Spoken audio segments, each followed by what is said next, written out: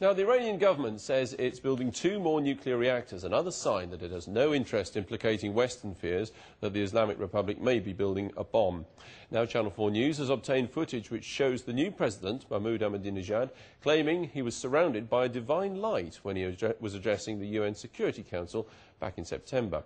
And he's recently said that all his country's policies should be based on the second coming of a mystical religious figure. Our international editor, Lindsay Hilsum, has been to Tehran and to the Jamkaran shrine just outside the holy city of Qom to find out how the president's messianic devotion to the Shia Muslim saint the Mahdi is shaking up the country. Jamkaran, the shrine to the 12th Imam, the Mahdi. The faithful write their prayers. He is their most revered saint, their only hope. One day, they believe, he'll return to earth through the well which lies under the postbox. In the meantime, they mail him their wishes.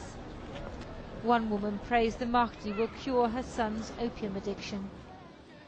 In the men's section, more prayers. A terminally ill child, a daughter still unmarried, unemployment, all the problems of poverty. Many mullahs say the well and postbox a mere superstition.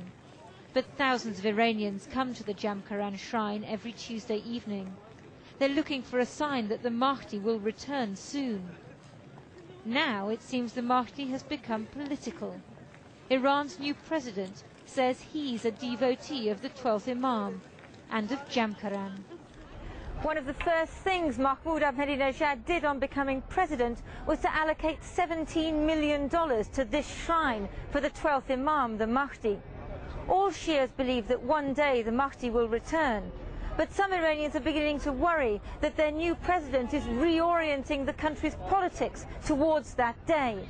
It's as if Tony Blair had said that from now on Britons should be preparing for the second coming of Jesus. Darkness falls and still the pilgrims come. They're warding off the evil eye. For 8 years Iran was run by reformists who talked of democracy and disparaged such religiosity. But the new president talks the language of the people.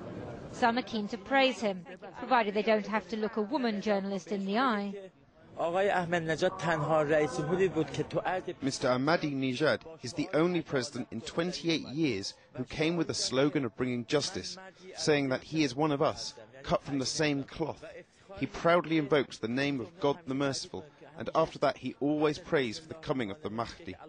With this sentence, he proves that he and the government he has formed are all lovers of the Mahdi.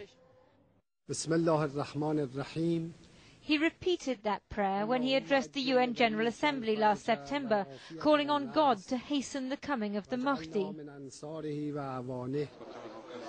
A DVD circulating secretly in Tehran and on the internet shows the president a few days later entering a house with a senior conservative Ayatollah. They sit and drink tea in the traditional manner. What he says about his experiences in New York gives a rare insight into how Mr. Ahmadinejad really thinks. On the last day, when I was speaking before the assembly, one of our group told me that when I started to say, "In the name of God, the Almighty and Merciful," he saw a light around me, and I was placed inside this aura. I felt it myself.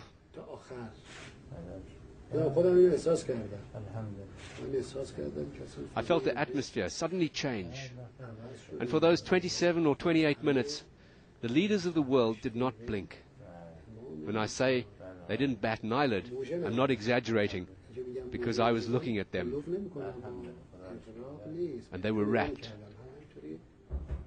It seemed as if a hand was holding them there, and had opened their eyes to receive the message from the Islamic Republic.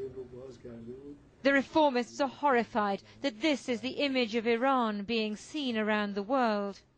In the last 8 years, the reformists tried to give a very clear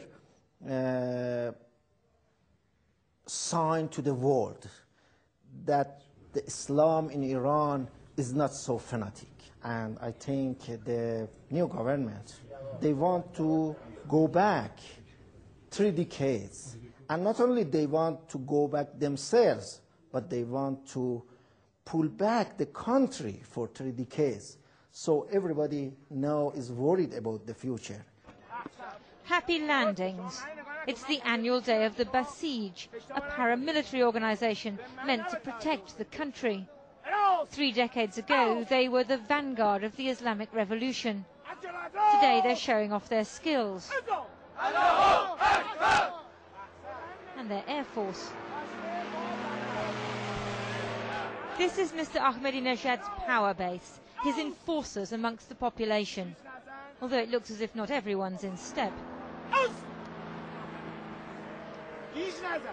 We caught up with the president and asked what he meant when he said Iranians should prepare for the return of the Mahdi. The reply, they must be pure and devout. Mr. Ahmadinejad shocked Western governments when he said Israel should be wiped off the face of the earth. He used Basij Day to send another hardline message to Europe and America, to the countries trying to prevent Iran from developing nuclear technology. You, whose arsenals are full of nuclear weapons, you who have used nuclear weapons this century against defenseless people and nations, you who used depleted uranium in the Iraq war, you whose arsenals are full of chemical and biological weapons, who are you to come out and say that you're suspicious of Iran's nuclear program? The parades, the parachutes, it's all designed to show that Iran is a force to be reckoned with, and that nuclear power, as the President says in every speech, is their inalienable right. A human chain, symbolically protecting the country. The reformists fear the President's harsh words will lead to Iran being called up in front of the UN Security Council on suspicion of making a nuclear weapon. We want nuclear technology to enhance Iran's standing in the world.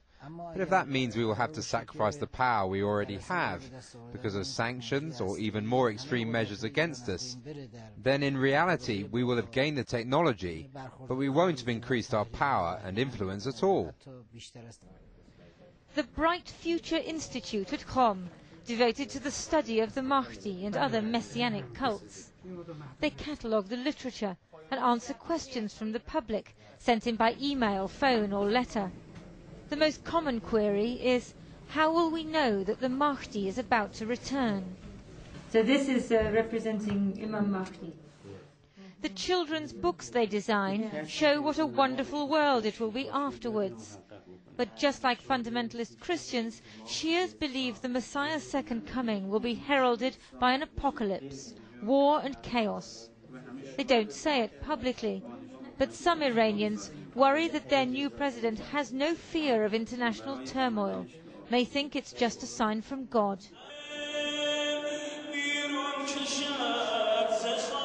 Iranians mourn their imams, their saints, as if they died yesterday, not centuries ago.